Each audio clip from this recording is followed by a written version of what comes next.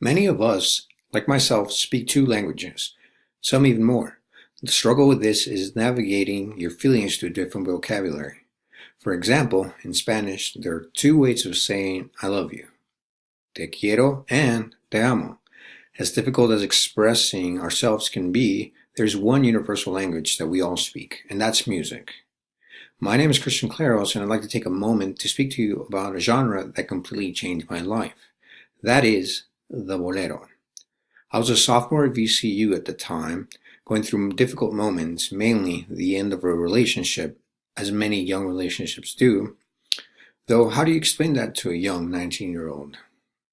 Regardless, those days were filled with angst, strong emotions, and even greater confusion. Was I angry? Was I just hurt? Was I the only one who felt this way? Did my feelings have reason? And somehow, trying to search these feelings, perusing on YouTube, I stumbled upon a video of an artist by the name of Luis Miguel. I have him pictured right here at the upper right hand corner. I don't know what it was. Maybe it was a perfect storm. His strong vocal qualities, his crooning of sad lyrics mixed with my distraught emotions, but I was hooked.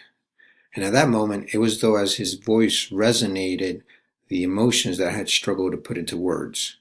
How could a style of music perfectly encompass every emotion of love? I asked myself at the moment. I basically binged on his music for the rest of the year, and I went deeper and deeper into the style because it had come to be as though I found a sense of identity within for myself. I found out that this style of music had originated in Cuba, and for the longest time that it was played with a trio of guitars. It traveled all throughout Latin America, gaining deeper and better qualities, something that made it be adopted by many of these cultures as part of their heritage. One of the greatest composers of this genre is Armando Manzanero, pictured over on the bottom left corner.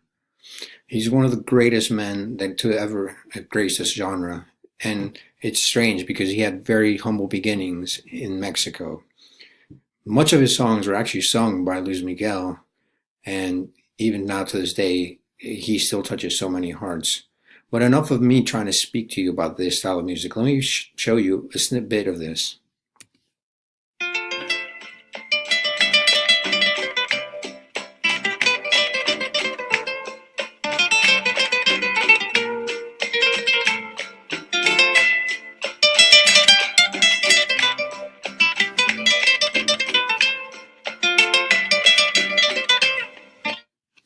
The beauty of these guitars is that you don't have to understand the lyrics that were sung after the part I cut off.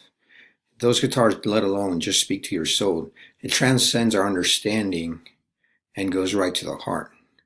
It can bring solace in a time of need, and with it can bring great happiness. So I leave you with one last question. What is it about music that makes it so universal and so able to reach each and every one of us? I wish I could share more about this genre with you, but unfortunately, this is all the time I have left. Thank you for your time.